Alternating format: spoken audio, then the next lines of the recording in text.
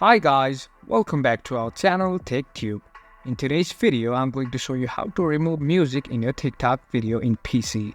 So, without further ado, let's jump right into the video. Firstly, log into your TikTok, open TikTok Studio, upload a video.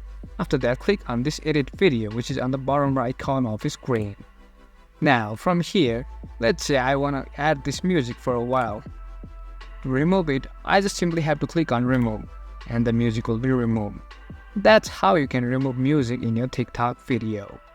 That's it for today guys. If you find this video helpful, then don't forget to give thumbs up, comments and feedbacks will be appreciated. Subscribe to our channel and don't forget to hit the bell icon so that I can come up with new videos like this. Until then, have a great time and thank you for watching.